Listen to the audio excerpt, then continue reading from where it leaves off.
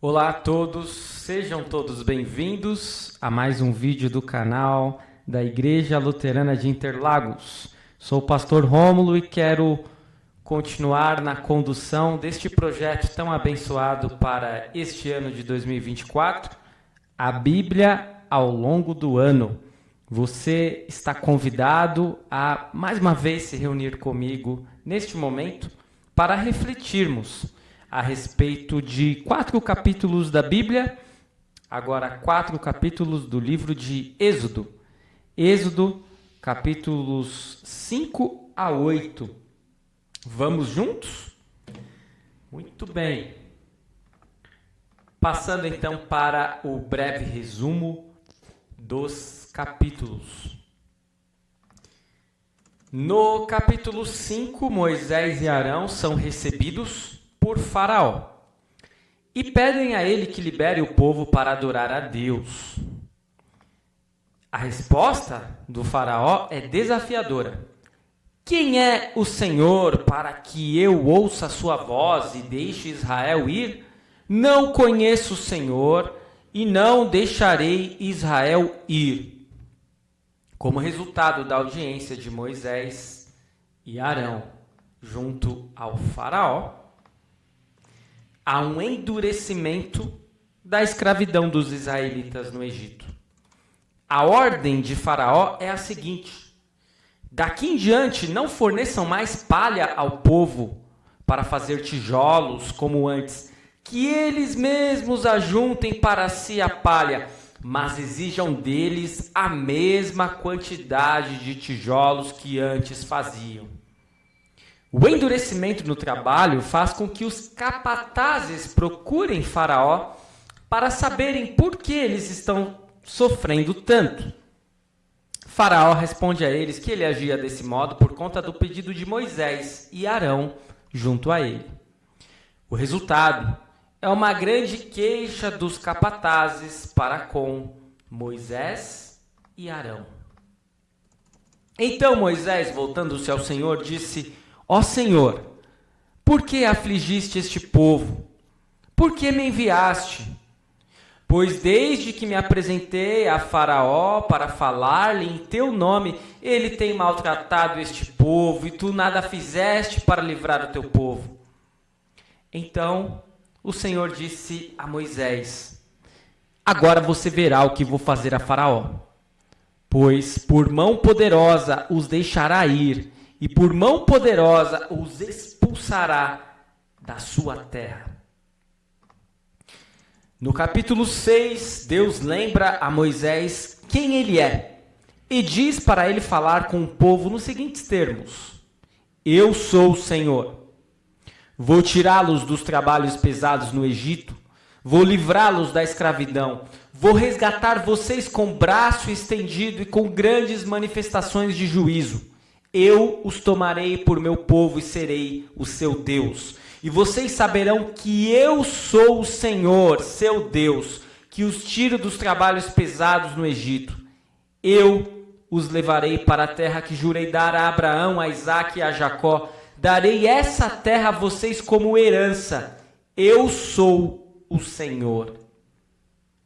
Moisés assim falou, mas o povo não o ouviu. Então Deus diz para Moisés falar novamente com Faraó. Mas Moisés retruca: Os filhos de Israel não me têm ouvido, como pois me ouvirá Faraó? Eu não sei falar bem. Mas o Senhor insiste com Moisés e Arão. Então temos acesso às genealogias de Moisés e Arão. Vemos que Arão tomou por mulher Joquebede, sua tia, e ela lhe deu à luz a Arão e Moisés, e também Miriam. O foco aqui é colocado sobre a tribo sacerdotal de Levi. No capítulo 7, o Senhor volta a pedir que Moisés fale com Faraó, e Moisés volta a refugar: Eu não sei falar bem. Deus repete o que ocorrerá: Faraó não vai ouvir vocês, E eu porei a mão sobre o Egito e farei sair os meus exércitos, o meu povo, os filhos de Israel da terra do Egito, com grandes manifestações de juízo. Moisés tinha 80 anos e Arão 83 anos. A novidade aqui está na apresentação diante de Faraó do poder que Deus concedeu deles transformarem o cajado em serpente. Os sábios de Faraó conseguem reproduzir o milagre, mas a serpente de Arão e Moisés engole a serpente dos sábios do Faraó. Ainda assim, Faraó não dá ouvidos a Moisés e Arão. Continua com o coração endurecido. Finalmente, então, temos a primeira praga. As águas do rio Nilo vão virar sangue. Lá dos versículos 14 a 25. O Senhor Deus disse a Moisés: o rei está teimando e não quer deixar o povo sair do Egito. Vá procurá-lo amanhã cedo, quando ele for até o rio Nilo. Pegue o bastão que virou cobra e espere o rei na beira do rio. E diga-lhe o seguinte: o Senhor, o Deus dos hebreus, me mandou dizer-lhe que deixasse o povo dele ir embora para adorá-lo no deserto. Porém, até agora, o Senhor não obedeceu à ordem de Deus. Portanto, Deus lhe diz que por causa daquilo que ele vai fazer agora, o Senhor vai saber que ele é Deus, o Senhor. Ó rei, agora eu vou bater na água do rio com este bastão que estou segurando, e a água vai virar sangue. Os peixes que estão no rio vão morrer, o rio vai cheirar tão mal que os egípcios terão nojo de beber água dele. E o Senhor disse também a Moisés: diga a Arão que pegue o bastão e estenda a mão sobre os rios, os canais, os poços e os reservatórios, para que as suas águas virem sangue. E assim haverá sangue até nas tigelas de madeira e nas jarras de pedra. Moisés e Arão fizeram como o Senhor havia mandado. Na frente do rei e dos seus funcionários, Arão levantou o bastão e bateu no rio, e a água virou sangue. Os peixes morreram, o rio cheirou tão mal que os egípcios não podiam beber água dele, e em todo o Egito houve sangue. Porém, com as suas artes, os mágicos do Egito fizeram a mesma coisa, e assim o rei continuou teimando. Como o Senhor tinha dito, ele não atendeu o pedido de Moisés e Arão. Pelo contrário, ele voltou para o seu palácio sem se preocupar com o que havia acontecido. Todos os egípcios cavaram buracos na beira do rio para beber água limpa, pois não podiam beber da água do rio. E passaram 7 dias depois que o Senhor Deus bateu nas águas do rio. O relato, portanto, segue a seguinte sequência. A ordem de Deus, depois é feito, toda a água do rio virou sangue, os peixes morreram, o rio cheirou mal, os egípcios não podiam beber a água do rio. E há uma reação, os magos do Egito fizeram o mesmo com as suas ciências ocultas e o coração de Faraó se endureceu. Todos os egípcios cavaram junto ao rio para encontrar água para beber, pois das águas do rio não podiam beber. Chegamos então no último capítulo de hoje, capítulo 8, onde nós temos mais 3 pragas. A segunda praga é a praga das rãs, que segue a seguinte sequência. Êxodo 8, 1 a 4, temos a ordem de Deus. E conforme a ordem de Deus é feito, as rãs cobriram todo o Egito. Como reação, os magos do Egito fizeram o mesmo com as suas ciências ocultas. Mas a partir desta praga, Faraó promete liberar os israelitas para adorarem a Deus e pede que Moisés ore para que Deus retire a praga. Deus retira a praga. Mas Faraó volta atrás na sua palavra e não permite que os israelitas saiam do Egito. E então, temos a terceira praga. Os piolhos. E a ordem de Deus é dada lá no capítulo 8, versículo 16, que diz assim: o Senhor Deus disse a Moisés: diga a Arão que bata na terra com um bastão para que em todo o Egito o pó vire piolhos. E assim foi feito. Todo o pó da terra se transformou em piolhos por toda a terra do Egito. Como reação, os magos do Egito tentaram fazer o mesmo com as suas ciências ocultas, mas não conseguiram. E a partir desta praga, os magos não conseguem mais reproduzir o que Deus faz por meio de Moisés e Arão. Até porque eles vão estar tão atormentados pelas pragas que eles não vão estar num estado muito bom para fazer mágica. Os magos se rendem e relatam a Faraó que tudo isso só poderia ser gerado pelo poder de Deus. Mas Faraó não dá ouvidos aos magos e continua com o seu coração endurecido. E então temos a quarta praga. A ordem de Deus está em Êxodo 8, 20 a 23, que diz: O Senhor Deus disse a Moisés amanhã cedo, quando o rei for até a beira do rio, vá falar com ele, diga-lhe que eu, o Senhor, digo o seguinte: deixe que meu povo saia do país a fim de me adorar. Se você não deixar, eu mandarei moscas para castigar você, os seus funcionários e o seu povo. As casas dos egípcios ficarão cheias de moscas e o chão ficará coberto com elas. Mas naquele dia separarei a região de Gozém, onde mora o meu povo, para que ali não haja moscas. E assim você ficará sabendo que eu, o Senhor, estou aqui neste país. Farei diferença entre o meu povo e o seu povo.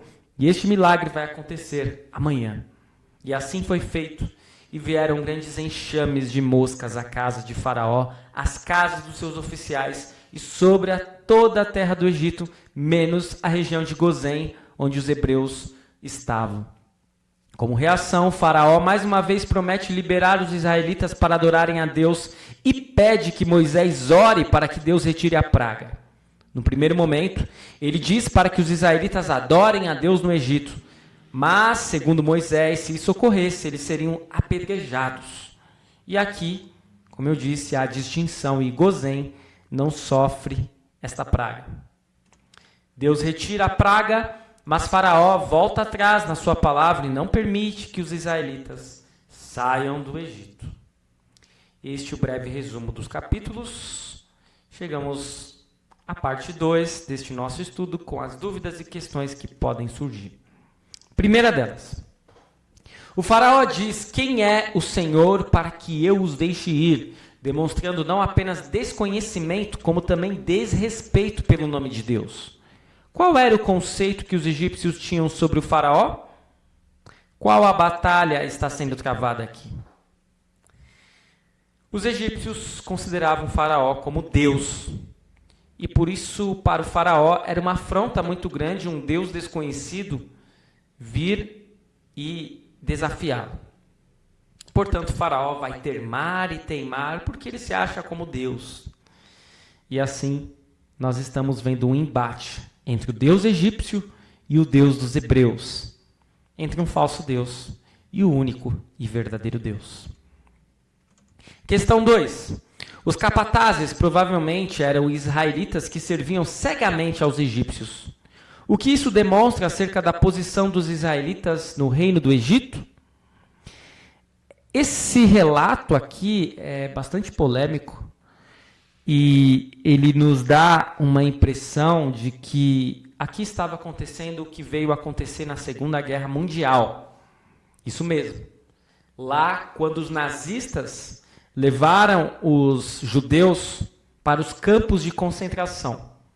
E adivinhem só, antes mesmo dos campos de concentração tinham os guetos, né?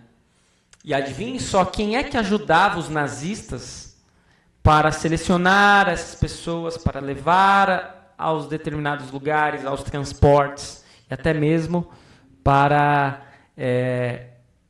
maltratá-los. Os próprios judeus. E aqui nós temos israelitas que sofrem, que padecem as consequências da escravidão, e há israelitas que estão ajudando os egípcios contra os próprios israelitas. Portanto, é uma questão polêmica, mas era o que estava acontecendo, porque estes capatazes, eles não se importavam com o seu povo, eles só queriam o bem bom, eles queriam se dar bem, e por isso eles faziam tudo o que os egípcios mandavam.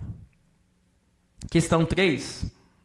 Moisés sente um grande peso sobre seus ombros e reclama com Deus. E diante da resposta de Deus, qual aprendizado nós temos neste episódio e podemos levar para a nossa vida? De que nós podemos levar as nossas cargas a Deus, assim como Moisés. Moisés, às vezes, ele reage de uma forma um tanto quanto humana demais, né? Ele sente medo, ele sente insatisfação, ele reclama com Deus, Mas ele não deixa de levar suas cargas a Deus, e é isso que nós precisamos fazer.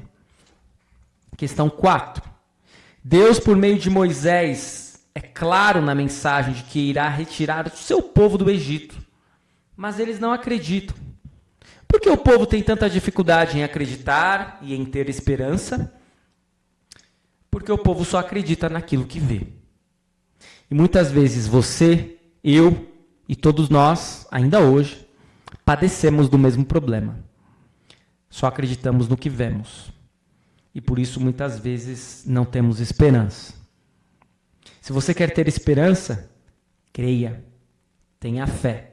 E não se esqueça, conforme Hebreus 11:1, fé é a certeza das coisas que não vemos. Portanto, se você só acredita no que você vê, dificilmente você terá esperança nesta vida e neste mundo. Questão 5. Da tribo de Levi, Deus chama Moisés e Arão. O que podemos presumir desta escolha de Deus? Como podemos realizar escolhas no trabalho da igreja? Nós sabemos que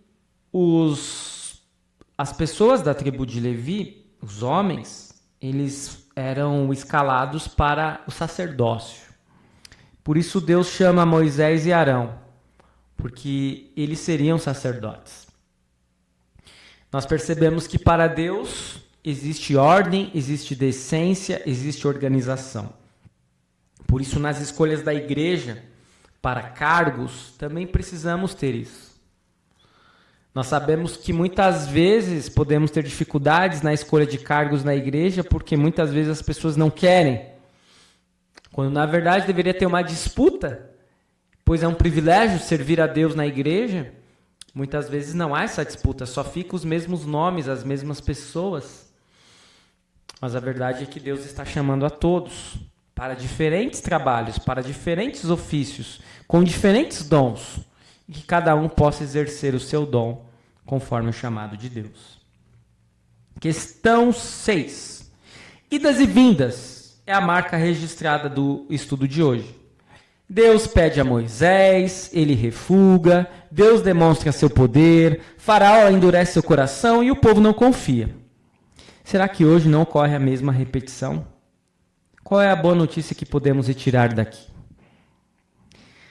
Não estamos no Egito, não somos israelitas, não estamos vendo as 10 pragas, mas, de certo modo, Deus pede algo a nós que muitas vezes nós refugamos.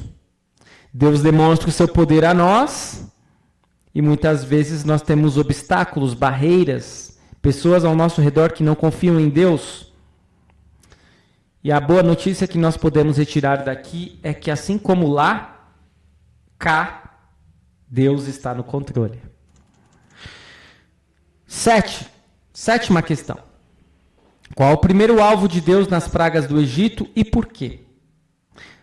O primeiro alvo é o rio Nilo. O rio Nilo se torna sangue.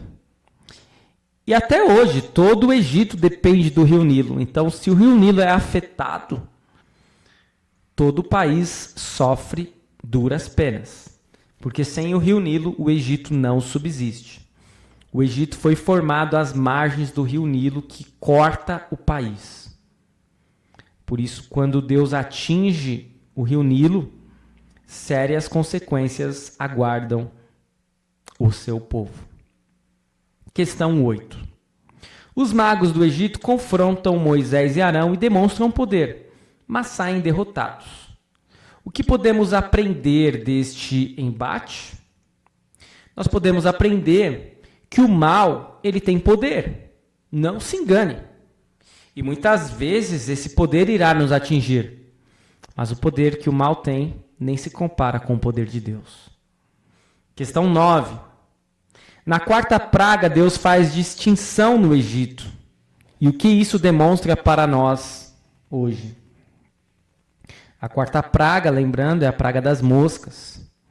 E nós percebemos que apenas os egípcios sofrem com esta praga, porque as moscas não vão aparecer na região de Gozém, onde os hebreus estavam morando. Isso demonstra para nós hoje que Deus está protegendo o seu povo.